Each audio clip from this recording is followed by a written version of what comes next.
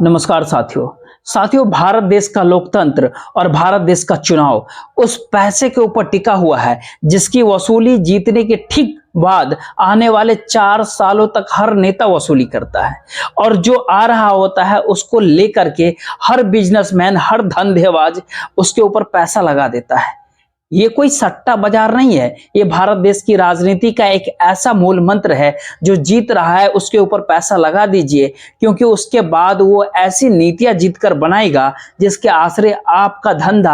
आपका काम आने वाले समय में चमक जाएगा। तो पैसा उस जीतते हुए पार्टी या जीतते हुए उस व्यक्ति पे लगाया जाता है जो व्यक्ति जीतने के बाद आपके अनुकूल रेड कारपेट डालने की हैसियत रखता हो, ताकत रखता हो। तो क्या 2024 के लोकसभा चुनाव में अगर कांग्रेस पार्टी क्राउड फंडिंग के दिशा में आगे बढ़ गई तो क्या पहला संकेत यह निकलता है कि उसके ऊपर कोई पैसा लगाने को इस दौर में तैयार नहीं है? पैसा लगाता कौन है? बिजनेसमैन लगाता है, इंडस्ट्रिस्ट लगाते हैं, बिल्डर्स लगाते हैं, इस भारत देश का कॉर्पोरेट्स लगाते हैं, जो ब्लैक मनी के ऊपर बैठा हुआ व्यक्ति होता है वो लगाता है। तो कोई भी पैसा लगाने को अब कांग्रेस को लेकर के तैयार नहीं है इस दौर में क्या? या फिर इंडिया गठबंधन को लेकर के कोई पैसा लगाने की स्थिति में आगे आ नहीं रहा है? और इस भारत देश के भीतर का सच यह भी हो गया है कि इस भारत देश के भीतर की तमाम नीतियां ऐसी पूंजी के ऊपर निर्भर है जो इस भारत देश में पैदा नहीं की, बल्कि कर्ज लेकर के उस पूंजी के आश्रय खुद को विकसित बताने और दिखाने की परिस्थितियां राजनीति ने जरूर पैदा कर दी। फिर सवाल वही उसके आज आगे की, क्योंकि प्रधानमंत्री नरेंद्र मोदी ने जब इस बात की जिक्र की 50% वोट इस बार चाहिए और इसका ऐलान वो अपने कार्यकर्ताओं के बीच कर रहे थे, तो इसका बहुत साफ मतलब होता है वह किसी को डरा रहे, किसी को फुसला रहे। जिनको फुसला रहे उनकी विचारधारा, उनकी राजनीतिक जमीन इस भारत देश के भीतर उनके सामने एक चुनौती है कि आप एक फैल जाइए। ये कौन लोग हैं जिसको ये संकेत है भारतीय जनता पार्टी के कार्यकर्ता भरे, फिर आरएसएस के स्वयं सेवकों की एक पूरी लाइन है कि आप इस देश में आप पूरे फैल जाइए, जिनको डराया धमकाया जा रहा है। क्या हुआ? और वह उनकी साख या उनकी अपना एक स्टेक जो बीते 9 सालों के भीतर प्रधानमंत्री नरेंद्र मोदी की राजनीति नीतियों के साथ साथ आर्थिक परिस्थितियों से जुड़ गया, उस कॉर्पोरेट को डरा रहे हैं। अगर आपने नहीं जिताया, अगर हम नहीं जीत सके तो स्थितियां नाजुक हो जाएगी। इस नाजुक स्थिति के 2 अलग अलग रास्ते भी हैं।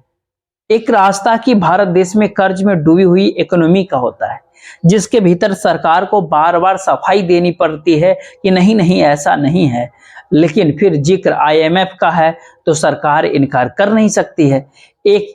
पहलू ये है। दूसरा एक पहलू है कि क्या भारत देश के भीतर में जब एक नजर से देखिएगा तो कोई भी सेक्टर, कोई भी क्षेत्र ऐसा बचा ही नहीं जो सार्वजनिक उपकरण के तहत सरकार कहे कि हम वेलफेयर स्टेट के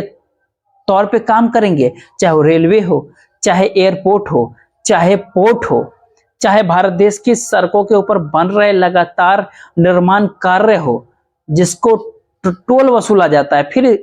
देश के भीतर कम्युनिकेशन हो, उसके आश्रय जो सेस लिया जाता है, जो टैक्स वसूली की जाती है, जो प्राइवेट सेक्टर के हाथों में 2G से लेकर के 5G तक की पूरी स्थिति सौंपी गई, आप अब वसूल लीजिए अपने हिसाब से। क्या ये सब कुछ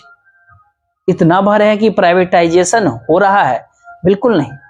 दरअसल भारत देश के भीतर में बहुत बड़ा स्टेक उन तमाम कॉरपोरेट का लगा हुआ है जिनके चेहरे ये कहने और दिखाने और बताने की है ही नहीं।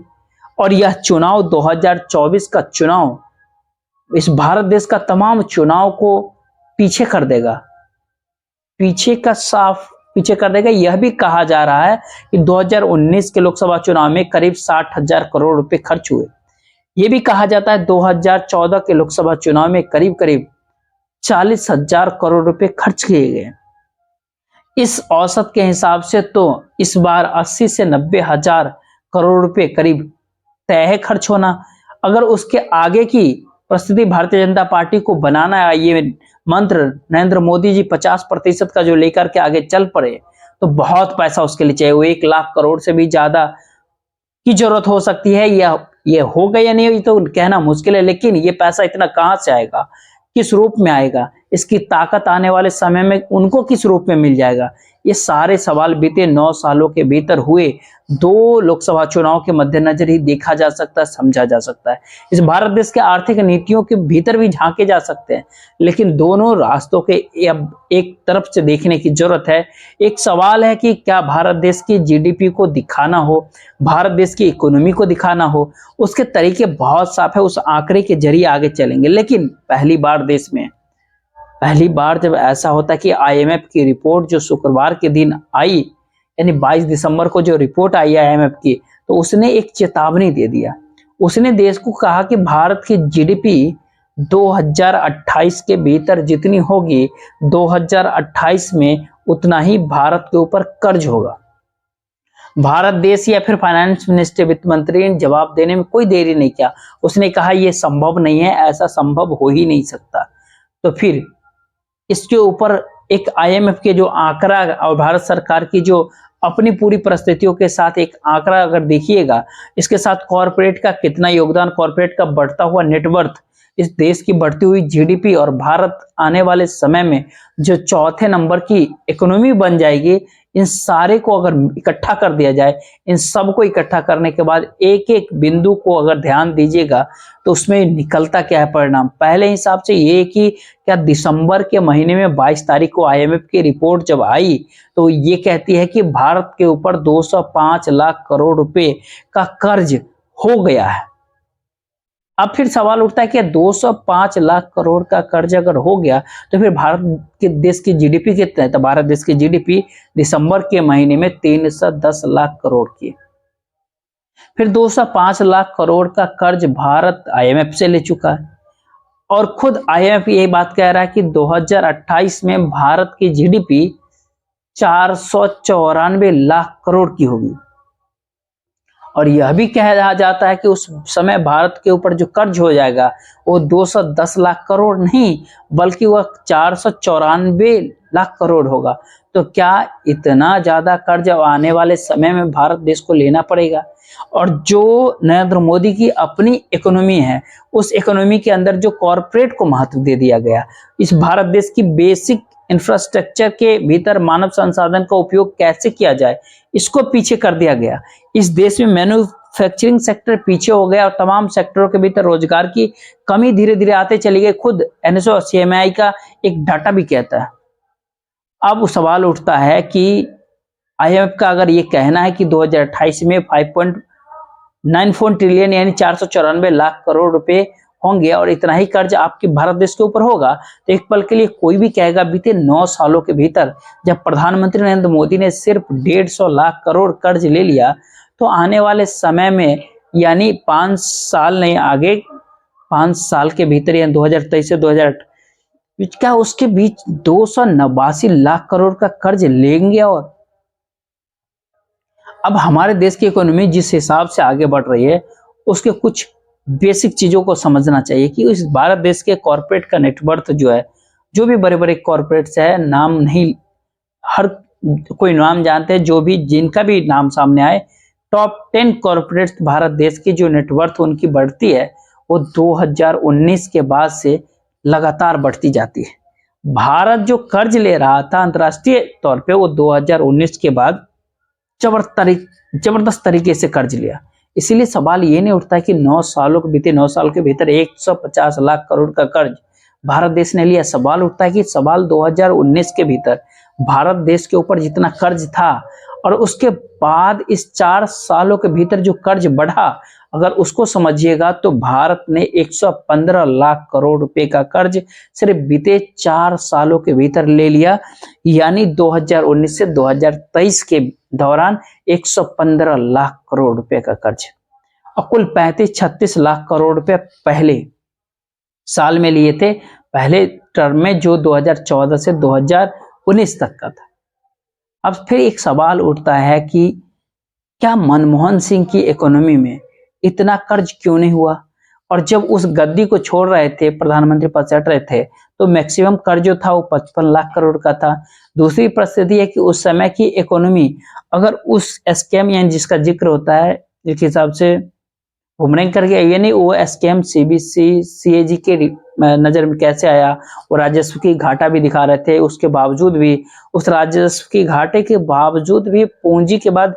2G के बाद 5G का जो बिक्री होता है, जो खाद्यान्न उस समय बांटे जा रहे थे, इस समय में जो बांटे गए, इन दोनों के भीतर जब झांकिएगा तो इस बात समझ में आ जाएगा कि उस समय में जो रिपोर्ट सीएजी दे रहे थे, विनोद राय का दे रहे थे, जिनको रिटायरमेंट के बाद भारतीय जनता पार्टी ने राजनीतिक लाभ तक दिया, और उस समय और इस समय की परिस्थिति में अगर अभी देखिए राजस्व की घाटा ज्यादा लग सकता है। अगर उसको एक अलग मापदंड तैयार करे तो सवाल उस समय का, सवाल इस दौर का अगर करे, बीते 5 सालों में 2000 यानी बीते 4 सालों के भीतर 115 लाख करोड़ का अगर कर्ज लिया गया तो क्या अगले 5 सालों में 289 लाख करोड़ हो जाएगा, जो औसत है इस भारत देश के भीतर कॉर्पोरेट के नेटवर्थ का, जिसका बार बार सवाल उठ रहा है कि कॉर्पोरेट का नेटवर्थ 2019 के बाद जो एक अलग रफ्तार पकड़ता है, मिनिमम जो टॉप 10 कॉर्पोरेट्स हैं उनके नेटवर्थ की बढ़ोतरी जो होती है वो 75% से लेकर के उतना से लेकर के 1000 से ज्यादा, यानी 1000% से ज्यादा की नेटवर्थ की बढ़ोतरी इस समय में होती है। अब इसी समय में इस देश की सार्वजनिक उपक्रमों को निजी सेक्टर के हाथों में थमाया जाता है। इसी समय में भारत देश के हिसाब से राजनीतिक तौर पर निर्णय लिया जाता है कि अब प्राइवेटाइजेशन और मोनेटाइजेशन नहीं होगा। इस दिशा में सरकार आगे बढ़ती जाती है। इसी दौर में रेलवे, सड़क, वायु यानी नागरिक उड्डयन, कम्युनिकेशन, डिफेंस, पोर्ट, हवाई अड्डा और इलेक्ट्रिसिटी, ये सारी चीजें प्राइवेट सेक्टर के हाथे में थमाई जाती है। अब एक बात सोचा जाए कि बिजली का जो मीटर होता है घर में, जो आधुनिक तौर पे लगाया जाता है, उसके एवज में जो पैसे लगते हैं वो पैसा सरकार लेता है या फिर प्राइवेट सेक्टर लेता है। किसी भी राज्य के भीतर, चाहे वो कांग्रेस शासित राज्य क्यों ना हो, चाहे भाजपा शासित राज्य तो बहुत है, इन तमाम क्षेत्रों में जो आधुनिक मीटर लगते हैं वह इस भारत देश के उन्हीं 10 कॉर्पोरेट्स में से किसी ने उसमें अपना हाथ दिया और वो पैसा स्टेट गवर्नमेंट को वो पैसा देता है, जो करीब करीब औसत निकाला जाए तो 20 से 25% का लाभ सीधे स्टेट गवर्नमेंट को हो जाता है, 20 से 25% का लाभ सीधे कॉर्पोरेट को हो जाता है, 50% की वसूली जो लोगों से होनी चाहिए वो 100% के आधार पे की जाती है। यानी अगर लोग 100 रुपये देती है तब 25 रुपये सीधे सीधे सरकार के पास जाती है, 25% सीधे कॉर्पोरेट के जेब में जाती है, और सही तरीके से अगर वेलफेयर स्टेट होता तो 50 रुपया ही लिया जाता 100 रुपया की जगह, तो उस इलेक्ट्रिक मीटर को लगाने की जगह। लेकिन ये एक अलग आंकड़े है, इसके कोई उपाय नहीं है लोगों के पास। तो क्या इसके साथ सब कुछ निजी हाथों में देकर सरकार एक नई भूमिका में खुद को खड़ा कर चुकी है, और ये लगातार जब पॉलिसी चलती चली जा रही है तो इस देश के कितने कॉर्पोरेट का स्टेक वर्तमान समय के मोदी सत्ता को लेकर के होगा। और मोदी सरकार जब इस बात को जानती समझती है कि इस देश के कॉर्पोरेट या फिर इकोनॉमी पॉलिसी जो कॉर्पोरेट के अनुकूल है, अगर वो उस डिजाइन के भीतर अपनी इकोनॉमी पॉलिसी को अगर बना रही है तो फिर सभी का सब कुछ स्टेक के ऊपर लगा हुआ है। यहाँ पे फिर सवाल उठता है कि हर कोई ये समझ रहा है इस राजनीति के भीतर भक्तों के सब कुछ स्टेक पे लगा हुआ, कोई मान ही नहीं रहा कि कॉर्पोरेट की पूंजी भी इस समय में स्टेक पे लगी हुई है। एक जो आधार है बेसिक 1 लाख करोड़ की, वो तो 2014 के बाद से एक औसत है। इस देश के 2 लोकसभा के चुनाव और राज्यों के चुनाव में भी जो चुनाव के समय में जो बढ़ोतरी की होती है, जो आंकड़े इलेक्शन कमीशन को भी दिए जाते हैं, और अपने हिसाब से अपनी पूरी कमाई को लेकर के, अपने खर्चे को लेकर के जो इनकम टैक्स रिटर्न पार्टियां जो देती है उसका जब औसत निकालिएगा तो पहली बार देखिएगा कि 2014 के बाद से जो लगातार उछाल आया है उसके भीतर 1996, 1998, 1999, 2004, 2009 इन सारे चुनावों में जो खर्च होने वाली पूरी रकम को अगर इकट्ठा कर दीजिएगा, फिर 2014 से एक नया सच निकल के आएगा, चाहे वो राज्यों का चुनाव हो या फिर लोकसभा का चुनाव। फिर सवाल उठता है कि कॉर्पोरेट इतना पैसा देने को क्यों तैयार है, उसका क्या क्या स्टेक पे ऊपर लगा हुआ है। अगर ऐसा लगता है कि भारत देश की नीतियों के आश्रय चुनाव हो और ऐसा सोचे कि चीजों को बदल डाले, तो फिर ऐसा कर नहीं सकते, ना राजनीतिक तौर पर, ना आर्थिक तौर पर, ना सामाजिक तौर पर। ये सारी परिस्थितियां ही ऐसी परिस्थितियां हैं जिसके भीतर इस बात का जिक्र बार बार किया जाता है कि सरकार जितना पैसा अलग अलग योजनाओं के भीतर ऐलान करते जाती है, क्या उतना पैसा बजट इजाजत दे देता है? अगर इजाजत नहीं देता तो फिर उसके बाद भी इलेक्शन के समय जितनी बड़ी तादाद में पैसे दिए जाते हैं, बांटे जाते हैं, उतना पैसा क्या इस भारत देश में कॉर्पोरेट फंडिंग और इलेक्ट्रल बॉन्ड के जरिए वर्तमान समय की सत्ता कमा लेती है? बिल्कुल नहीं कमा पाती है। लेकिन फिर ये पैसा इतना कहां से आता है और इतनी बड़ी संख्या में पैसा जो बट रहा होता है, उसका सच क्या होता है? तो 50% का जिक्र प्रधानमंत्री नरेंद्र मोदी ने भारतीय जनता पार्टी के कार्यकर्ताओं नेताओं के सामने क्यों किया था? इस भारत देश की जब पूरी सच्चाई है कि 50% वोट आज तक किसी को नहीं पड़े हैं, जो राजीव गांधी के जिक्र किया जाता है कि उनको 406 सीटें मिल गई थी, उस समय भी उनका जो वोट परसेंटेज था वो नेहरू से कम था। राजीव गांधी को 46.86% वोट पड़े थे, नेहरू को 90-57 के भीतर, यानी कांग्रेस को उस समय नेहरू प्रधानमंत्री का चेहरा था, उनको वोट मिला था 47.7%, जो अब तक का सबसे हाईएस्ट वोट है इस भारत देश के चुनाव में। दूसरा चुनाव जो 1997 के भीतर 1957 में जो हुआ दूसरा, पहले चुनाव में करीब 44% 45% वोट पड़े थे, उसके बाद अगले चुनाव में 3% और इंक्रीज हुआ और तीसरे चुनाव में 44.3% हो गया, घट गया। और 1962 में चौहान वार के बाद का स्थिति देखिएगा तो 40% के ऊपर कांग्रेस रही पिछले 3 चुनाव के भीतर, लेकिन मैक्सिमम 47.7% गया अब तक में। 1971 में इंदिरा गांधी को सबसे ज्यादा बांग्लादेश 43.68% वोट पड़ा था इंदिरा गांधी को, और इंदिरा गांधी की इमरजेंसी के बाद जब जनता पार्टी आई तो उसको 41.32% वोट पड़ा। और जनता पार्टी को 3 साल के भीतर ही हटाने की परिस्थिति में अगर इंदिरा गांधी, भारत देश की जनता अगर आकर खड़ी हो गई तो इंदिरा गांधी को उससे ज्यादा वोट मिल गया 42.696%। अब क्या 50% वोट चाहिए? नरेंद्र मोदी जी का जो कहना है, अब आने वाले समय में भारत देश की इकोनॉमी को जैसे वो चलाना चाहते हैं वैसा चल पाए, और इसी का लाभ कॉर्पोरेट को होगा, इसी का लाभ लाभार्थियों को मिलेगा, इसी का लाभ भारत देश की गरीबी को भी होगा, जिसको सबसे बड़ी जाति के तौर पर खुद प्रधानमंत्री नरेंद्र मोदी खुले तौर पर कर रहे हैं। यानी गरीबी इस देश की एक हकीकत है, सच्चाई है, उसका पेट भरने का काम सरकार का है। अब ये बात साबित हो गई, ये खुले तौर पे कहा गया। 28 तक तो यही होना, उसी 28 तक जिस 28 का जिक्र IMF कर रहा है कि उस समय आपकी जो जीडीपी होगी उतना ही आपके ऊपर कर्ज होगा, सरकार इस बात से इनकार कर रहे हैं। सरकार का कहना है, सरकार कई तरह के जवाब दिए, एक जवाब की ये तो रुपए में आप हमको वापस कर दे, और रुपए में वापस करने का मतलब बहुत साफ होता है कि क्या बैंकों से नोट छाप करके वापस किए जाएंगे? क्या ऐसा होगा? यार इसका ये मतलब होता है रुपए में अगर करना है तो इसका एवज में यह भी किया जाता है कि IMF और वर्ल्ड बैंक की जो पॉलिसी होती है, नीति होती है, उसको अपने देश के भीतर आप लागू करते जाइए और उसको इस पैसे को इन्वेस्ट करते उसमें चले जाइए। तो जाहिर सी बात है IMF और वर्ल्ड बैंक की जो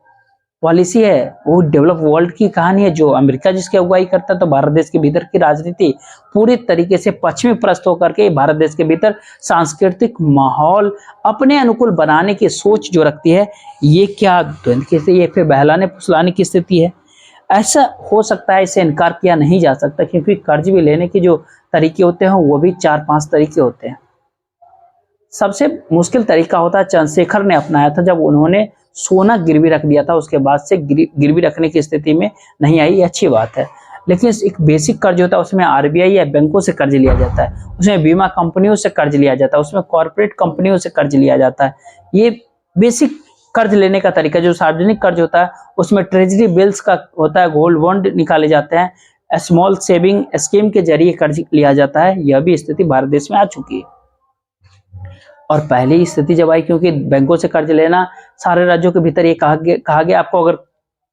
आपसे टैक्स का पैसा चाहिए, GST से पैसा चाहिए तो जाइए बैंक से पैसा उठा लीजिए, बिना इंटरेस्ट को आप चुकता कर दीजिएगा। अब कर्ज में डूबते डूबते स्थिति कितनी नाजुक हो गई पंजाब और मध्य प्रदेश खास तौर पे, अगर ये बताने की जरूरत है ही नहीं। तमाम राज्यों के भीतर बंगाल की भी स्थिति देख लीजिए, राजस्थान की भी वही है, कहीं ना कहीं कर्ज लेते जाइए और डूबते जाइए, कोई निकालेगा नहीं, लेकिन सत्ता आपके पास बनी रहेगी। और अगली परिस्थिति होती है विदेशी कर्ज की होती है, जिसमें आईएमएफ है, वर्ल्ड बैंक है, या दुनिया के दूसरे बड़े भी बैंक है जो विदेशी बैंक कहलाते हैं, उनसे आप कर्ज ले लीजिए। और इस पूरी कर्ज की परिस्थितियों के भीतर उसके मद्देनजर 2024 के बाद इतनी सीटें चाहिए, इतनी सीटें का मतलब होता है 2/3 हो जाता है, और यहीं आकर के 50% का खेल अटक जाता है। और देश में आने वाले समय की राजनीति में कौन सी नीतियां किस रूप में लागू होगी, क्योंकि वसूली तो करनी पड़ेगी, जिसका जिक्र शुरुआत में ही किया कि जीतते हुए व्यक्ति के ऊपर आप पैसा अगर लगा दीजिए, जब वो जीत जाएंगे तो उसके बाद उसके बदले में बहुत कुछ वापस कर देगा, जिसका जिक्र अक्सर धीरू भाई अंबानी किया करते। धीरू भाई कहते थे इस राजनीति में तो गजब है, इसमें आप जितना पैसा लगाइए उससे ज्यादा ये रिटर्न कर देता है, यानी ये समुद्री लहरों के समान है। और इसीलिए कहते हैं धीरू भाई अंबानी समुद्री लहरों को गिन भी लेते, यानी राजनीतिक लहरों को समझ लेते थे, पकड़ लेते थे। वर्तमान समय में कॉरपोरेट इस बात को समझ गया है, और इसीलिए 1 लाख करोड़ का तो आंकड़ा औसत से निकला हुआ ये आंकड़ा है 2024 के लोकसभा चुनाव में जीत दिलाने के लिए किस हद तक आगे जा सकता है, इस बात की कल्पना सिर्फ इस रूप में किया जा सकता है कि बीते 9-10 साल के भीतर जो भी एस्टेक पे कॉरपोरेट का मोदी सत्ता के साथ लगा हुआ है, और नरेंद्र मोदी की सत्ता ने जो उनकी सहूलियतें प्रदान की, इन सारे सहूलियतों के सामान्य एवज के उस माध्यम के तौर पे भारत देश के लाभार्थी को 5 किलो अनाज, या फिर डायरेक्ट बैंक ट्रांसफर, किसान सम्मान निधि हो, या कहीं पे मुद्रा योजना का पैसा हो, इनको जब इकट्ठा कीजिएगा तो ये रकम बहुत छोटी होती है। और कॉरपोरेट का नेटवर्क जब भारत के अपने जीडीपी से अगर आगे निकल जाए, और भारत देश का जीडीपी जिस कोविड के समय में भी निगेटिव में गया हो, उस कोविड समय में कॉरपोरेट का नेटवर्क अगर उलाचे मारते हुए डबल डिजिट में आगे बढ़ रहा हो, तो इसका मतलब बहुत साफ है, इस देश और देश की आर्थिक नीतियां और आर्थिक नीतियों का जो अमलीकरण होता है, उनको लागू करने का जो परिस्थिति होता है, वो किसके हाथ में होता है। ये कह सकते हैं शायद उन्हीं के लिए संदेश है, और जिनको ऐसा लगता है कि राजनीतिक तौर पर उनकी अपनी धारा विचारधारा, जब वो स्वयंसेवक हो, जो भारत देश के आदिवासी इलाकों के भीतर पहले राउंड के भीतर फैल चुके हैं, दूसरा राउंड नजर आ जाएगा अयोध्या से निकलता हुआ, जो हिंदुत्व का परचम भारत देश के भीतर लहराएगा। राजनीतिक तौर पर देश की आर्थिक नीतियों के ऊपर बहस गायब ही हो जाएगी, जबकि भारत देश के भीतर घर घर के भीतर अगर देखिएगा तो अर्थव्यवस्था और उसके बजट और उसके रसोई की इजाजत जितनी महंगी और मुश्किल हो गई है, उसका जवाब देने के लिए कोई भी नहीं है। आप ऐसा सोच सकते हैं, इंडिया गठबंधन भी नहीं है, यह भी कह सकते हैं उसके पास शायद विजन की कमी भी है, यह भी सोच सकते हैं वो डरता है, घबराता है, भटक ना जाए इन गलियों के भीतर, जिन गलियों में अब वो फंस गए, तो आपको लगातार श्रम करना होगा, मेहनत करनी पड़ेगी, और लोगों को समझाने के लिए सब कुछ दांव पे लगाना पड़ेगा। इससे वो बचना चाहता है, सच कह रहे हैं कि बचना चाहता है। दूसरी तरफ 2024 के लोकसभा चुनाव में जीत का पुराना रिकॉर्ड तोड़ करके सत्ता का मन अगर ऐसा बन गया है, तो नीतियों को लेकर के भी उसके मन में बात बहुत साफ हो गई है। आने वाले समय में किसके ऊपर कितना टैक्स, किससे कितनी वसूली, इस भारत देश का कितना प्राइवेटाइजेशन, किन चीजों का कितना मोनेटाइजेशन, और इसके ऊपर से ये जी कोई भी रिपोर्ट नहीं होगा। घबराइए मत। जय हिंद।